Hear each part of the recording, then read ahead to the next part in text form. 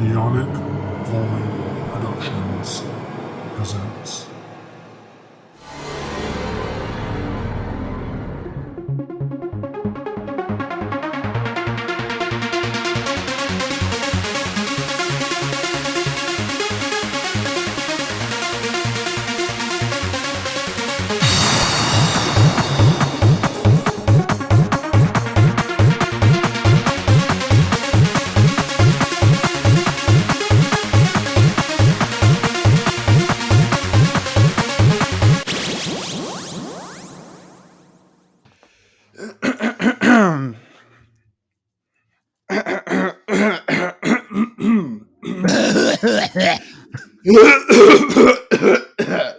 Sorry, I had to cough up the dick out my throat.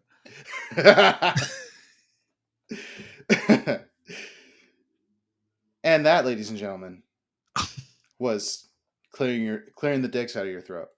And hi, thank you for tuning in to the Book Watchers. How's it going? I'm Jacob, your host with the most. And today I'm joined with the ginger with all the dicks in his throat. Oh my god. I'm not that promiscuous. I only have one man. Thank you. Hi, I'm your boy, Devin. Coming to you live, not live. You know how it be, how it do. Coming to you pre-recorded about what are we like a month in advance? A couple weeks. I think like 2 or 3 weeks. Maybe a month. Maybe a month in advance from when we're recording this to posting it. Yep, coming to you live, pre-recorded a month in advance from our own homes. And hello to YouTube if you're watching this from YouTube. Oh shit, that's right. You got the YouTube channel up, right? Yep, the YouTube channel will be up by this point. It is. I mean, it's up already. So nice. This will be this. Huh? I've been so busy. I haven't even checked it out yet. I'll send you a link. But this will be the second episode of the Book Watchers I'd be on the YouTubes. Ooh. So, the link for that will be in the description below on your podcasting, whenever you're listening to podcasts. The link to the YouTube channel will be there below. If you want to subscribe and do all that kind of fun stuff, because there are fun stuff coming. Please subscribe. Listen to us. Give us ad revenue. You know, we need money here. Okay, it's something cheap. This job is doing for free. Like, I'm not gonna lie. My day job kind of sucks. I don't get paid a lot. Mm-hmm. Give us the ad content so we can quit our jobs and not have to do anything else for the rest of our lives. Oh my god, that'd be amazing. Like, just to do this? Like, well, maybe not Disney, but like, what are some good what are some good, like, I don't know, publishers or hell, Kindle. Give us some. Give us ads. Like, give us a sponsorship. I like a sponsorship. Kindle, iTunes. I don't care. Audible, wherever the hell you guys like, whatever the hell. Just give us money, please. Well, sponsor us, pretty please. We'll suck your dick. Come on. Whoa! You know, I don't know about all that. I don't know about all that. I don't know if I would. Well, I mean, shit. I guess there's a price for everything, but damn, it must. Damn. Hey, damn. Hey, do you want to keep doing the same? Do you want to keep doing the job that you have right now for the rest of your life, or do you want to like just do this and make a shit ton of money? I mean, I'm doing deliveries and freelancing for video editing. I mean, I wouldn't mind doing podcasting for my job. That'd be nice. For a paying job, that'd be nice. That'd be good, you know? Yeah. But yes, so we're gonna jump in today's episode. Links to all the stuff and the other podcasts of NeonicVoid Productions will be down below, as well as the YouTube channel. So go take a look again at all that. Hell yeah. So we are continuing on through the second half of the House of X Powers of 10 or Powers of X story from the X-Men back from 2019. So if you haven't, this is your first episode, listen to the Book Watchers, go to the episode before this so you can listen to see what happened in the first half of the story. This is... And if you haven't listened to Book Watchers at all, then go all the way to the beginning. Come on, we started off with Aragon. And then we worked our way through what? The Lord of the Rings, The Hobbit. Well, we did the Hobbit first, and then the Lord Hobbit. of the Rings. Yeah. And then we did Dune. And then we did Percy Jackson. We've also done Harry Potter. Harry Potter, then the Percy Jackson series, yeah. Mm-hmm. And now we're on this. Uh-huh. Or now we're on this and then soon to be other stuff. So, continuing on, we're going to start off with House of X issue 4 out of 6. This picks up where we left off last. Well, we left off with the X-Men currently.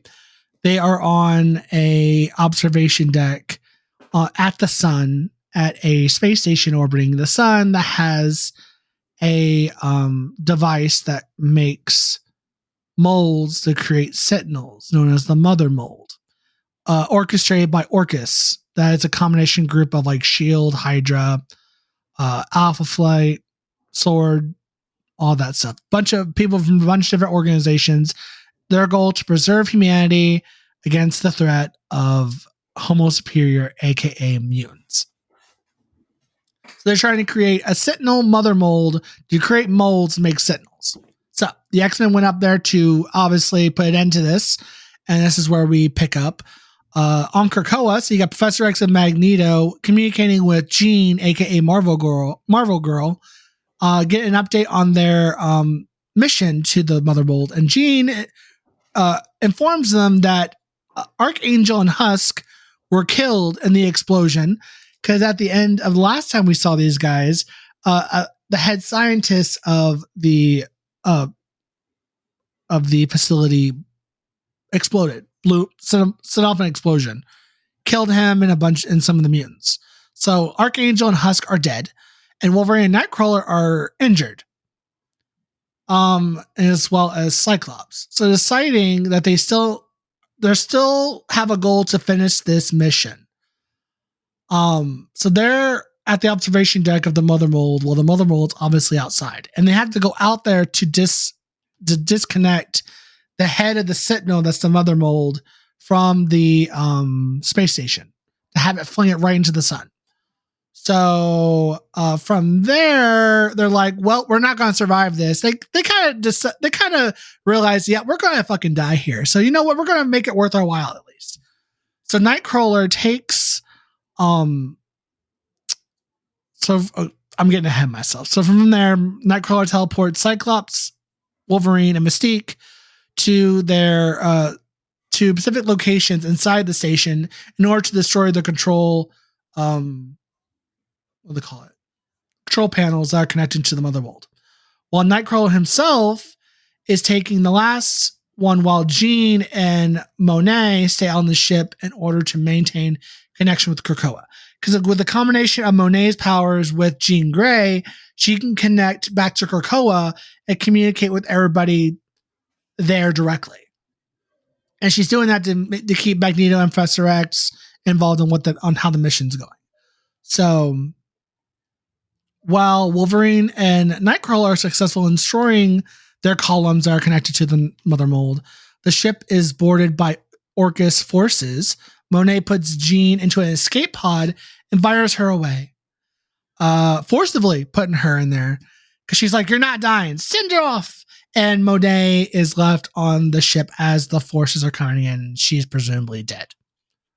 Staying on board in order to cover her exit and buy her time, so Monet dies. She transforms into her other form that she has as a mutant and begins fighting the humans off. Cyclops finds and disengages his control collar, but Mystique, being having gotten turned around, is intercepted, and she finds herself face to face with Dr. Gregor, who is the wife of the man who set off the explosion the last time we saw the X-Men. And she straight up just opens up the hatch to space, and Mystique flies out in the middle of space, in the vat of space, and dies. So she straight up, no hesitation, boom, Mystique is dead. Deceased. A corpse floating in space. Despite the humans powering the mother mold, not knowing whether it will. So they decide, you know what? Fuck this. We're going to activate it now. But they're worried about, is the mother mold going to be sane or not? Because if it goes insane, it's going to go after everybody. Because Sentinels. Mm-hmm. So Xavier tells them to do whatever it takes to stop it. Wolverine and Nightcrawler volunteer to head to the final switch, which is now in a vacuum outside. Nightcrawler teleports Wolverine into the column before being incinerated by the sun. So they teleport outside. They're like, they have a very like interesting moment because Nightcrawler, outside of being a mutant, is a very religious man, and he asks Wolverine asks him if there's a heaven, and there's a whole like kind of nice interaction where Nightcrawler basically tells them, "I will see you on the other side." Indicating because he's not going to survive. Wolverine will survive for a time out there with his, with the powers that the healing factor and the adamantium skeleton he has. He will survive out there, but his body will literally start disintegrating. But they agree to do it. They're like, because at this point they're like, yeah, we're not going to live. We're gonna die here, but we're gonna die and take this thing with us. So, Nightcrawler teleports Wolverine out there. He is incinerated instantly. You see him in the panel. He just literally, his body disintegrates from the heat of the sun. And Wolverine, you see his skin and his flesh burning off as he's taken out dealing with the mold. From there, Wolverine's healing factor buys him enough time to carve through it before he is too incinerated. So his healing factor couldn't save him from the sun, from the heat of the sun. As the now online mother mold hurtles into the sun while raving manually via an Olympian analogy that the machines have found both man and mutant guilty and will destroy them both. So the mother mold went insane and fell into the sun while saying an Olympian allegory. And I'm like, that's interesting. And it just burned up in the sun. With the mission complete, Cyclops tries to find a spacesuit in order to get the Genes pod so that they can try and make their way home. However, the good doctor shoots him down and kills him. She shoots him in the chest. He falls over, and there's like a whole moment of like, she's kind of gone off. The doctor kind of gone off the deep end. She's lost her shit. So she walks over to Cyclops and shoots him right in the face. Point blank. I'm like, damn. I'm like, well, he's dead. He's dead. Deceased. Yeah, his brains are over the floor. So he dies, and then the Sentinel drones that were on Mercury and thus would not reach the station in time to stop the accident finally arrive, intercepting Jean's pod and kills her. Ooh. Yeah, she's in her pod and she dies because they start crushing it, and you see a shot where she's like, "Oh no!" and they crush it, they destroy it, and she's in there and she can't stop it. So she's like, "Well, fuck." As they see so Xavier sees them all dead.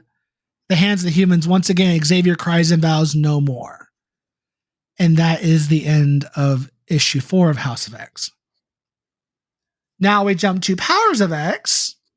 Powers of X, we go back and forth between X0 year 1, which is year 1, the dream, X1 year 10, the world, X2 year 100, the war, and X3 year 1000, the ascension. So we start off in X0, which is year 1, the dream. We join Xavier and Magneto as they travel to Bar Sinister in order to seek an audience with Mr. Sinister. Now, if you don't know who Mr. Sinister is, Mr. Sinister is a villain of the X-Men, as well as I think he's a villain of like Spider-Man or some shit too. He's a major villain, but mostly he's associated with the X-Men. Yeah, he's one of those all-around villains. But he's mostly with the X-Men for the most part because he has a tendency to do experimentations on the X-Men shit. So. They decide to seek an audience with Mr. Sinister after they discovered and they're aware of Sinister's work in cataloging the world's DNA. Because Mr. Sinister has a fascination with DNA, experimentation, all that kind of fun shit. So the pair ask him to create a database of all mutant DNA, offering to help him acquire samples that would otherwise be difficult for him to find, including their own. Sinister is uninterested, having already experimented with introducing the mutant gene into his own genetic structure and finding his results unsatisfactory. But suddenly, the Sinister they're talking to is killed by the one of his clones, the one with the mutant gene. Because Mr. Sinister is not a mutant normally. But that Sinister they were talking to dies, and the one that takes his place is the Mr. Sinister that has the mutant gene. So he takes his place, and God, I wish what was his line? He said some fucking bullshit line that I'm like, hello. Okay, I'm gonna cut this part out, Devin, because I'm gonna find you should Devin cut this part out because I'm gonna find that line because Mr. Sinister is fabulous. Hold the fuck up. We want Let's one, see here. 2, 3, 4. Let's see. House 1, 2, 3, 4. Here we go. Is it this one? I have like my copy too, so I'm just looking forward to. Bam! It's me, the Sinister with the mutant gene, and if you must know, my mutant power is overthrowing tyrants and being absolutely fabulous. Yes, it is. That's the line. Yep. Being absolutely fabulous. So, for future notice of LGBTQ readers out there, Mr. Sinister is not an LGBTQ character, but the way he's presented from this point on in the X-Men series and accompanying side series, full drag, full camp. Like, this man's fucking insane. I love him. He's one of my favorite villains of the X-Men franchise, especially in his new iteration with his new X-Gene Sinister. Full drag, full camp, not gay, but like he has the sassiness of a gay man. Like, it's great. We love him. So that Sinister, the mutant Sinister, replaces the main Sinister, and of course they're on an island or some facility that's full of Sinisters, clones of Sinister, because Sinister loves cloning himself. So the clone assumes his position as the lead Sinister and agrees to their plan. Xavier and Sinister begin the work and uses his powers to make him forget their agreement until the day he's allowed to remember. And the day he's allowed to remember is the day that Xavier makes that speech to the world as a whole about Krakoa, the drugs, and all that. That's when Sinister is allowed to remember what their agreement is, and that's when he's supposed to get to work. So from there, we jump to X1, which is the Year 10, the world. Xavier and Cypher travel to the mutant island Krakoa. After some effort, Xavier has succeeded in establishing a telepathic connection with Krakoa, which has furthered relations between Krakoa and mutant kind. Xavier's connection to Krakoa allows them to communicate in a fashion, in a certain particular way, but Cypher's powers allow him to quickly decipher Krakoa's language and act as a translator. As Krakoa begins telling him a story in ancient times, Krakoa was one half of a land known as Akora? Okokora. One day, this land was torn and by a creature wielding a twilight sword from the from this came the enemy who threatened to consume the entire world if they had not been stopped by the first mutant. Using his powers, he sealed the branch and set his four to the enemy's home and permanently separating Krakoa from its other half. Xavier telepathically transmits his plans to Krakoa to Cypher, who sets work to designing an interface that will allow other mutants to communicate with Krakoa directly without his aid. He asks Xavier for a year to finish this work. And that's in year 1. So that's when they find Krakoa, get relations with it, and then start the work on forming the Krakoan language and being able to give it to any mutant that walks through the gate. Then we jump to year 3, which is year 1000, the Ascension. From there, we jump to the human society, having summoned the Phalanx, which is the hive, that technological hive mind. The first of the elders communicates with it, and he presents them with his seer self, a machine vessel which the Phalanx consume. He asks them to repeat a sequence known only to him, which they do, and then asks if this solution is satisfactory to them, whereupon the Phalanx begin to process the situation. Having witnessed this, the Librarian that we've been following since the year 1000 storyline asks what just happened. His companion explains that the Phalanx are the forerunners of a galactic empire believed to have dominion over the entirety of the universe. The Phalanx have the ability to integrate any machine intelligence into its collective. And if that intelligence is found worthy, it will eventually be assimilated into the empire. However, the process does not work for biological entities. In order to get around this, the man-machine ascendants will copy themselves over to empty host machine vessels that the Phalanx can absorb as they await whether or not the Phalanx will find the solution satisfactory. The Phalanx consumes 2 of the other elders. So their goal is these are the future races of humans, obviously, and their goal is to copy themselves and put themselves into empty host machine vessels. So when they're absorbed into the Phalanx, they're able to live in this empire and be part of this hive mind, because their human bodies will not survive. They'll be destroyed when the planet is devoured. And that is the end of Power of X, issue 4. So we leave off on. And then we jump to House of X 5, issue 5, which issue 5, we jump over to Polaris and Magneto.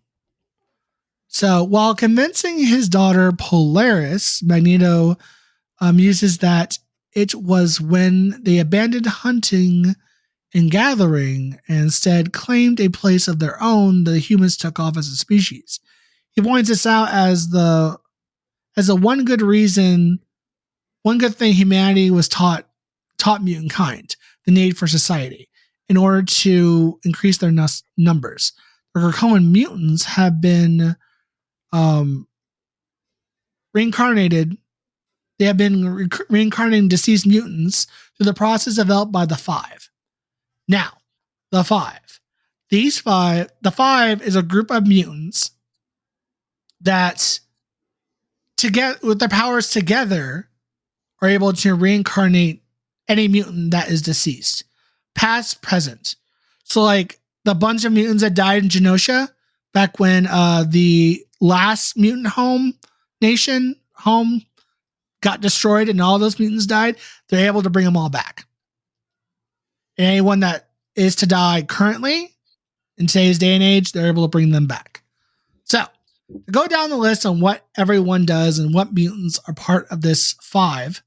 First is Gold Balls. Gold Balls is a character, a mutant that is almost kind of like a joke in past issues, but now they figured out what his mutant power actually does.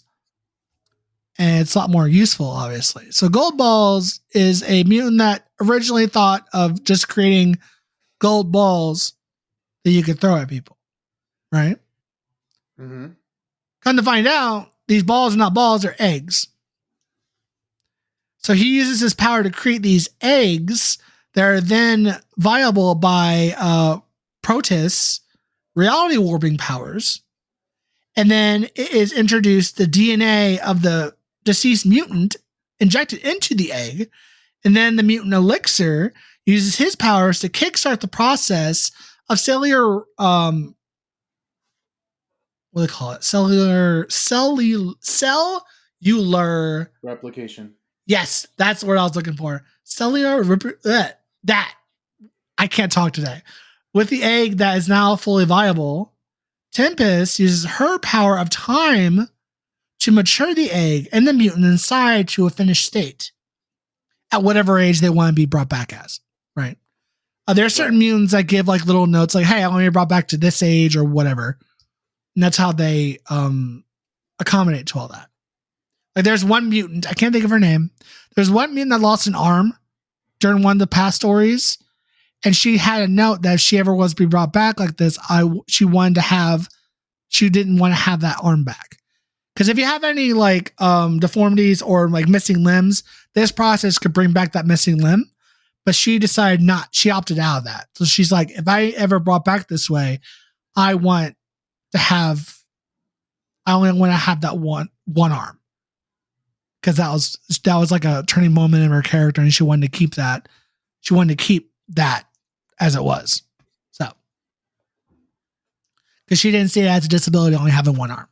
Anyway, so Tempest uses their time manipulation to mature the eggs to the final state, resembling their status at their physical peak or when they died.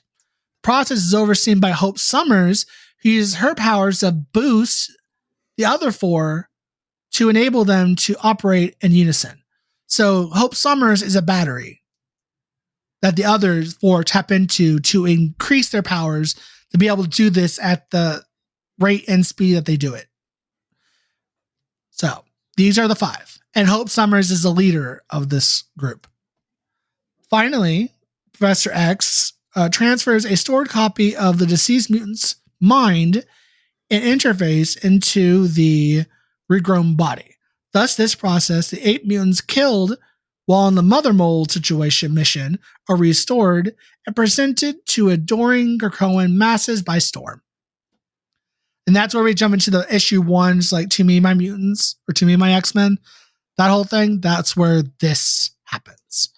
And then Storm takes them, they're butt-ass naked.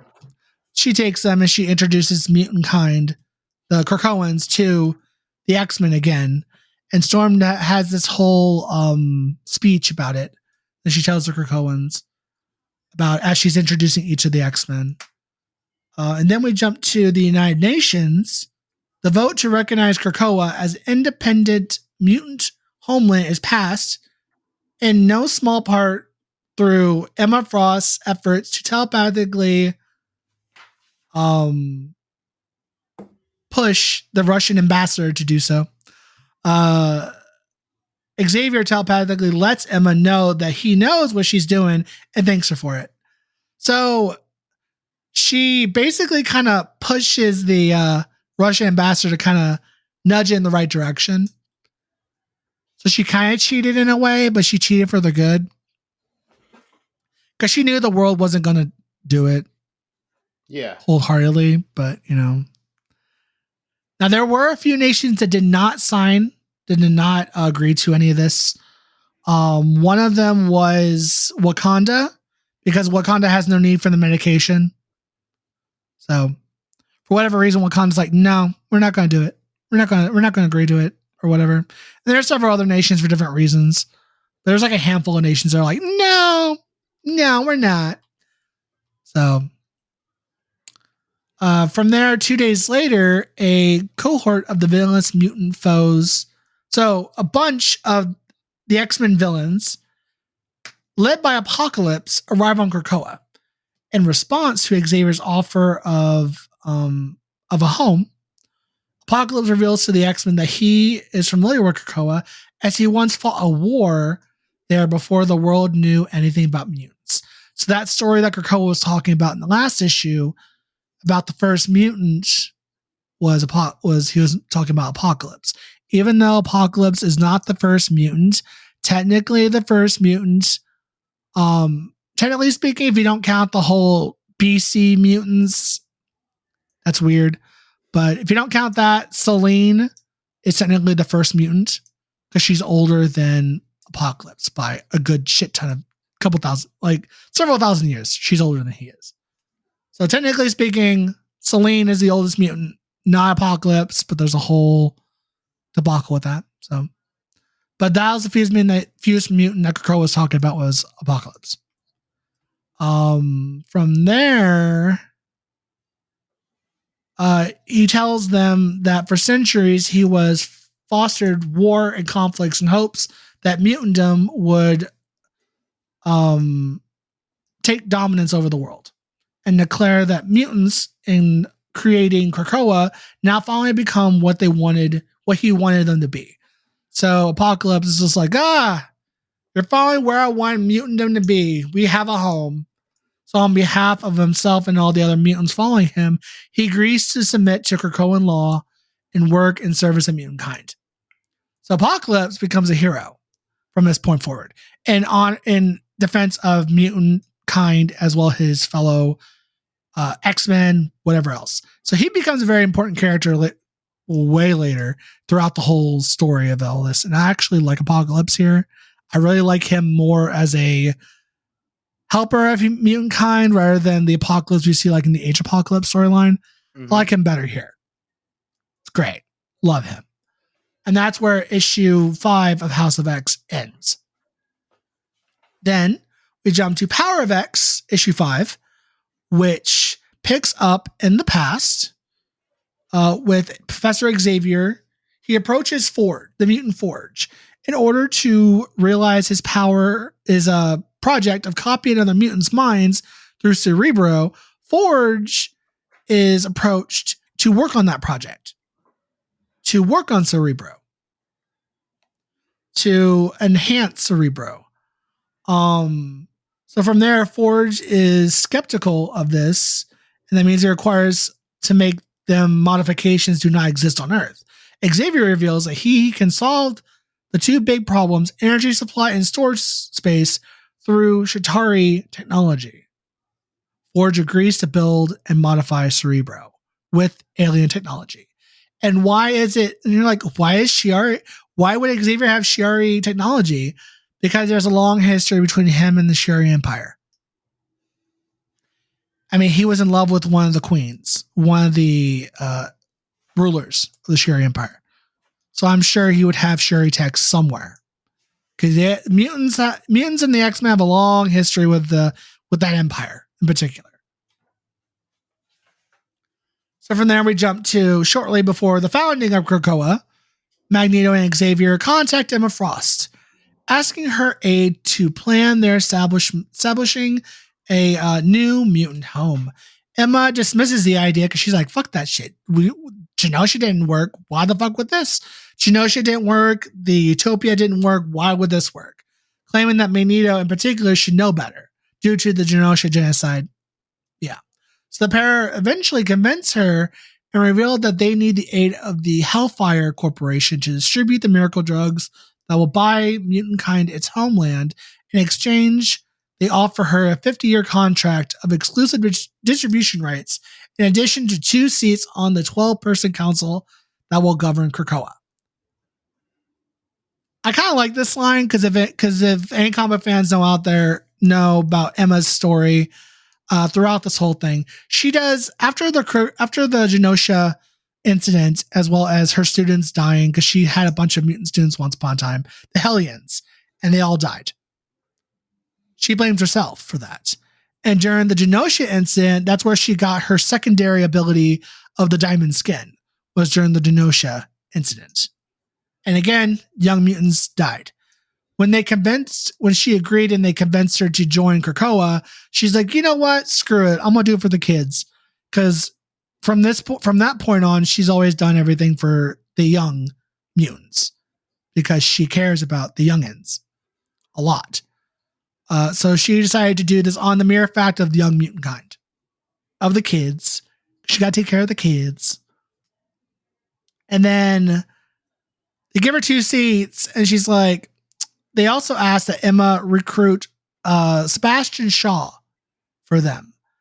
And Emma hates Sebastian Shaw. I mean, to be fair, everyone hates Sebastian Shaw. Fuck Sebastian Shaw. Period. He's trash. Garbage. Now, if you want to know who Sebastian Shaw is, Emma Frost is the White Queen of the Hellfire Club. Sebastian Shaw is the Black King of the Hellfire Club. Created by Chris Claremont way back when. His power, he is a mutant. His power set, what is his power set? Cause of death, blah, blah, blah. Where are you? Where are your powers? Powers. He has energy absorption. Secondary mutation. He has having the Mother Vine enhancement. Secondary mutation. What is his secondary mutation? Wait, for who now? Sebastian Shaw. He has energy absorption mostly. Yeah, and he's able to either use it to. It usually increases his strength, but I think it also lets him like release it. Yeah. In weird ways. Strength, durability, metabolism. Like he can heal with that. Stamina, speed. And he can use it as a weapon. So I guess that's pretty much that. It's energy absorption. So that's Sebastian Shaw. He's a dick. He's trash. Gutter goblin. Hate him. And so is Emma. But they're like, we need Sebastian. She's like, really? Do you? I don't want him. Are you serious? Come on. She hates him. She's like, no, I don't want him. But she eventually agrees to it, believing that. So from there, believing that while Emma can handle trade and negotiations with countries with whom Krakoa will officially have relationships with, Sebastian Shaw will be best equipped to deal with countries and parties that reject mutant kind's offers, the black market stuff, the under the off the table stuff. Emma agrees to their terms on one condition that she receive one more seat on the council instead of just the 2 they gave her. So she wants a red king or a queen. Dun dun dun. With everything in order, Xavier sends out a telepathic call to the world, which is what happens here. The world's mutants, including various association to different mutants, all that fun stuff, offering them a place on Krakoa. One of the mutants who is offered a place on Krakoa is King Namor. Oh. I'm surprised Xavier had the balls to go down there to Namor, but he did. Namor rejects the offer. Ever so nicely. Believing that Xavier is a front for mutant supremacy and tells him to return when he really means it. Because Namor feels like Xavier's not there out of the goodness of his heart to have Namor. So Namor's just like, come back when you fucking mean it. Again, I'm surprised that he went down to Namor. Because do you really think Namor is going to leave Atlantis to go to Krakoa? Nope. No. He would kill all the other mutants in the world if it meant saving and preserving Atlantis. He would kill every child mutant on Krakoa to do that if he needed to save Atlantis. Because Atlantis comes first. It's like, fuck Krakoa. No. No. So there's that. I'm like, that was a cool moment. I'm not surprised that King Namor told him to go fuck off. So, Then we jump to the future. Back to the Phalanx. And the Phalanx, the Hive Mind, have agreed to offer to the offer presented to them by the inhabitants of Earth, but kill the first of the elders. Nimrod the Greater hints that the failings serve an even greater masters, a collective machine mind so massive and dense that they have collapsed into black holes, whose collective intellect and power would rival the stories described, the human stories when they describe gods. And I'm like, that's cool. That's actually really cool. So there's that. The failings serve their masters by devoting matter into energy. And having accepted the offer, they will now absorb the collective intelligence of Earth, but also consume the entire planet, killing everybody. And then give that energy that they collect to these black hole gods, machine gods. So that's a nice moment. You find out, you're like, well, shit.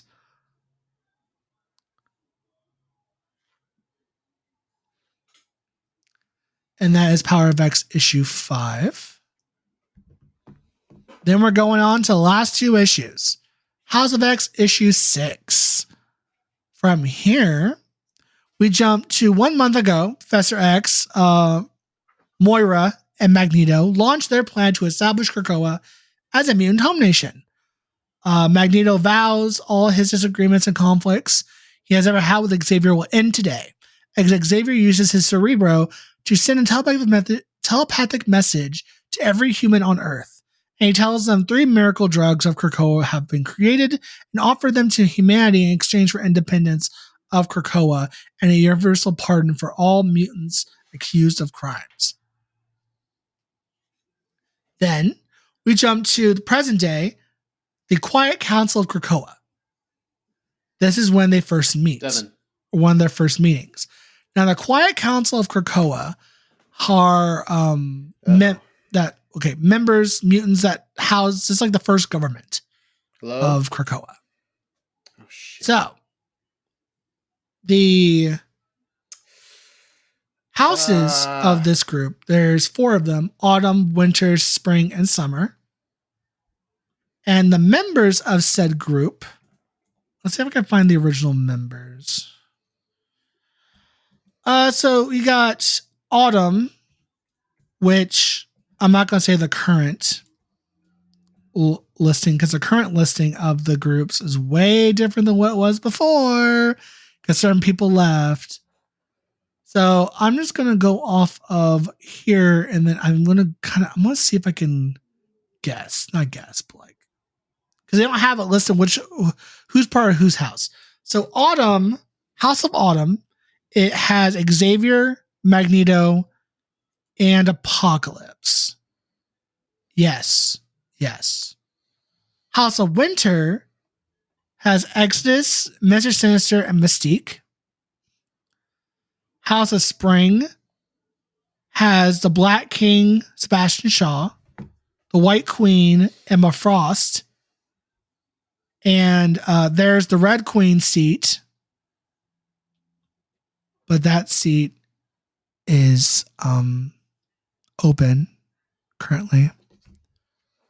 There might be a mutant later on that might take that spot. Maybe one that phases through walls that, for whatever reason that I don't know yet because I haven't read that far ahead, that she just can't get into Krakoa for some reason. That mutant. Kitty Pryde. That's spring. And then you got the summer house, which is, oh God, what was the summer house? Storm, Jean Grey, and Nightcrawler? Yes, Nightcrawler. And that is the summer house. Back to business. All right, so we're on the last issue of House of X. We just went over the Krakoan Council. And so that is all the Krakoan Council. Also, the last house is Krakoa, which is Cypher and Krakoa. They're part of the Krakoan Council. Of course they are, because it's Krakoa and Cypher. So, duh. Now, the Quiet Council's first order of business is to try Sabretooth for killing several guards while on the mission. And in the process, establish the core laws of Krakoa. Continuously make more mutants, to murder no human, and to respect the sacred land of Krakoa are the first laws that are made. For breaking these rules, Sabretooth is banished. He's held in a stasis deep in inside Krakoa until an opportunity arises for him to redeem himself. Plot twist, he does not. I don't think. I think he gets out, but I don't think he's a good guy up to that point. So I don't think so, right? Or do you know something I don't? Nah, I mean, as far as I've gotten, he hasn't made a comeback. Because I know there's the Extendables, the Exile, that's the Extendables, the Exiles or whatever. There's a whole series around mutants that come in there. They're called the Hellions. They're led by Mr. Sinister. Those are the Hellions? Yep. They are behind. Yeah, they're basically like the mutant Suicide Squad. Oh, bet. Because I know some of the mutants that got thrown down there are very questionable in their choices. Because like some mutants do like some of these mutants that I've heard don't deserve to be down there, but they were thrown down there for dumb reasons. So there's a lot of that. Supposedly. Spoiler alert. A certain mutant gets thrown down there because he was framed for Wanda's murder. Oh shit, he was thrown down there. Oh fuck. I haven't finished that. Oh no. I'm not it's not Magneto. It's not Quicksilver. Who is it? You want to know? Yes. Toad. Toad! Ah, what the fuck? Yep. Why Toad? How would Toad kill Scarlet Witch? So, oh my god! I know. I'll read it. I'll read about it. I'll read about it. I don't want to spoil it for you. I don't want to spoil. I'll read about it. I'll read about it. That's fine. But damn, Toad. Fuck you, Toad. Being at the same time. Thank you? Question mark. Anyway, so they throw Sabretooth down there. He's pissed. He's not happy about it at all. But they're like, "Fuck you, Sabretooth," and throw him down. And everyone's like, "That was long. This has been long waited. You fucking psycho!" And they throw him down there. So Sabretooth is banished. He is held down there in Krakoa, waiting to be used for a redeemable reason, whatever. With business of the court concluded, the mutants of Krakoa hold a great party to celebrate their new nation. And that's where issue 6 ends of House of X. Now, we jump to the last issues of Power of X, called House of X. Funny, right? Mm-hmm. So, before the founding of the X-Men, during their first meeting with Xavier and Moira, we jump back to the beginning where Moira asks him to read her mind, and he sees all her past lives and shit, right? Then we jump back to 1,000 years into the future with the Librarian. He goes to the zoo that has mutants in it.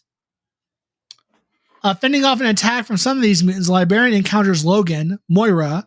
Logan and Moira are trapped in the preserve and have been doing their best to ally the mutants within and to overthrow the overlords. The Librarian informs them they have been contacted by the Phalanx and tomorrow they will be absorbed by them, only for them to be merged with the god of intellect, a dominion. Librarian has arranged for Moira to be sent off world since he is aware that if Moira dies, a timeline will reset and thus the Librarian's intelligence will not be carried on. However, if he is absorbed into the Dominion, he will exist beyond space and time, and with the knowledge of Moira, even if she were to die, to reset the timeline, the Librarian reveals that he is having doubts. It's the Dominion who exists outside of time and space, and thus having knowledge of Moira, which would help humanity if he had the knowledge of if the knowledge of Moira was still obviously around, instead of just like erasing Sarnal over, because she's a big reset button, right? Librarian reveals that he is having doubts about this, however, because it is uncertain if existence as a portion of divine intelligence is better than continuing to exist as he does. He muses over the situation at hand, and that he tells them that they are doomed to go extinct as he, a post-human, is. He represents Homo sapiens mastering both technology and biology, rendering natural evolution obsolete before he could finish his murmurings. Logan kills him. So he informs them that when the phalanx absorbs everything on Earth, all biological matter will be destroyed. So he's going to kill, so everyone's going to die. Humanity, whatever else that don't get put into machines, will all die. Logan kills him. Kills the librarian. And then from there, now armed with the knowledge that humankind will merely use machines to buy themselves time to become something greater, a true threat to mutants, Moira asks Logan to kill her. He does so, ending her 6th life. So this was all during her 6th life. Back in the current timeline, during the first meeting with Xavier, she reveals to him that mutants always lose. She tells him that this time she means for all mutants to unite, and that she will have to break him of his hope and idealism. As years go by, Moira keeps a journal detailing her attempts to shaping the 3 foremost leaders of mutant kind, with whom she has aligned himself with in previous lives: Xavier, Magneto, Apocalypse. Moira's journal entries conclude with her and Xavier losing Magneto as an ally and her faking her own death. So all that was part of the old school storylines of X-Men and all that stuff.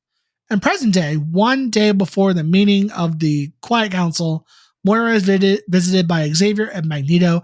They discuss the members of the council, and Moira warns them not to fulfill their promise to Mystique, that they tend to resurrect her dead lover, Destiny. Moira is like, don't bring back that bitch. Don't bring her back. Don't do it. In exchange for her cooperation, Moira tells them that there can be no precogs on Krakoa. No one that can see the past or future. Nobody. Keep this bitch off the island. Since they will see the truth, Moira has kept the secret that mutant kind always loses. Magneto and X ask her to trust them, declaring that mutant kind has always lost until now. But that things are different because they now stand a united chance as a result of her efforts to change them into what they needed to be in order to survive. And that is where Power of X issue 6 ends. Is that Moira is like, don't fucking bring back Destiny. Don't bring that bitch back. Keep her 10 feet under, because she gonna leak everything. Mm-hmm. And that's the reason why Mystique joined the Quiet Council and joined all this to begin with, because they're like, you're bringing my wife back.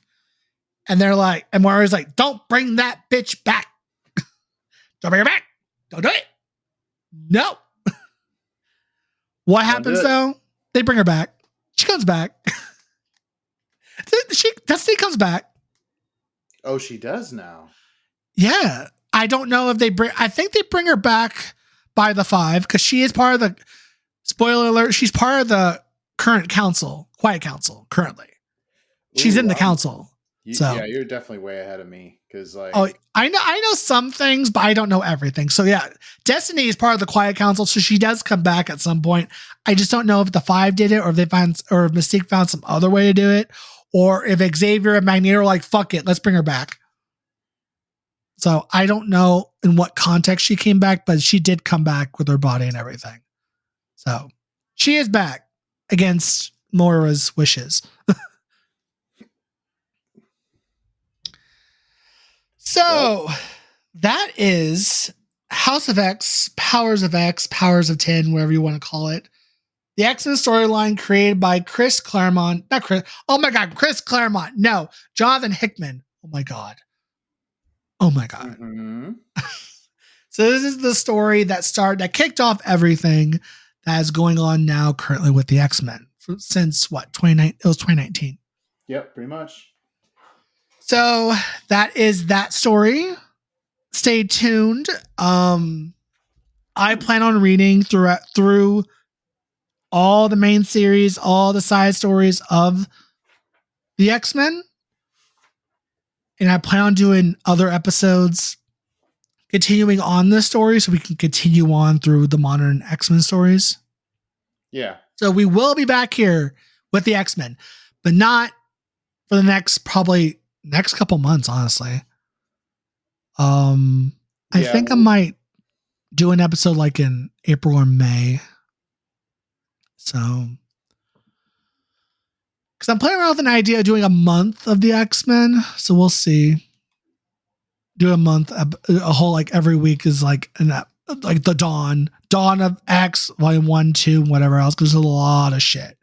So, but those will be sprinkled out throughout the year. So, but from next week on, we're going to be doing a lot more, going back to novels, books, and stuff. A lot of horror stuff in the next coming months, actually. So, look forward to that. Yeah. Any final thoughts on House of X Powers of 10 before we conclude today's episode? You're still going to call it Powers of 10? I keep getting told it's Powers of 10, but I say Powers of X, but wherever you call it, Power of X or Powers of X, Powers of 10, wherever you call it, what are your final thoughts on it? Yeah, I love it. I just can't wait until the next few volumes come out. Does Reign of X end with volume 14? Because that was the very last one. Oh, okay. Yes. So what's the next one called? So, Reigns of X. Let me bring it up. X-Men. Because I've been waiting for like the next issue, and I'm like, where is it? I know. Hold up. Okay, let me go this route. Dawn of X. So Dawn of X, that is how many issues? Dawn of X is 16 issues. It ends with X of Swords. And after that is Reign of X, that has 14 volumes. Then you go into it's 14 volumes in the X-Men Hellfire Club. Then after that, it's the Gala, the Hellfire Gala, sorry. And then you got Trials of X, which is part of the Reign of X storyline, but it's Trials. Trials of X, there are going to be 12 volumes of that, but only the first 1, 2, 3. The first 4 volumes are released for that so far. So Trials of X volume 1, 2, 3, and 4 out of the 12 are released for that. And then after that, then you have Destiny of X, which they have not done the collective volumes of that yet. That comes out next year in 2023. So Destiny of X comes after the Reign of X. And then, so that's Destiny of X. And then after Destiny of X, it's the Fall of X that will be starting in the summer. Ooh, I got some catching up to do. Yup. The Destiny of X starts with the X lives of Wolverine and the X deaths of Wolverine. Ooh. So, okay, so it's Destiny. So Destiny of X is after Reign of X, right? Yes, but that doesn't start. Volumes don't get released of that until 2023, till this year, later on this year. Because they probably won't release that until they finish off with the Trials of X. Because Trials of X are getting released until July. So it'll probably be fall before Destiny of X gets released in the volumes.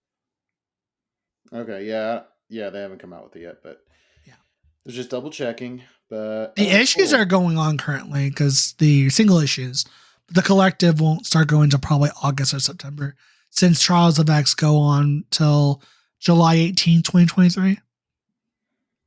So Okay, so Trials of X. it's part Is of the that- Reign of X, but it's like a side thing. Or it's connected. But it's all part of the raid. Okay, well, if it's part of the range, shouldn't it already be included with the Reign of X shit or no? No. Damn it. Okay, It continues on after Reign of X issue 14. Okay, damn, they're like, okay. I was about to say, damn, they're like $20 each. Oh, that's the paperback. I'm looking for the Kindle edition. I need to just subscribe to Kindle. Yeah. It's like what, $10 a month? Something like that, yeah. It's relatively cheap. Yeah, hold on. Let me look at it. Let me go find it. Either way, but yeah, I am definitely looking forward to falling down this rabbit hole. Yes. Let's see, what's it called again? Kindle Unlimited, right? Yes. Cool. Okay, so it's $10 a month. Cool. I was thinking of just doing like of canceling one of my other subscriptions because I don't use it. Ooh. Yeah.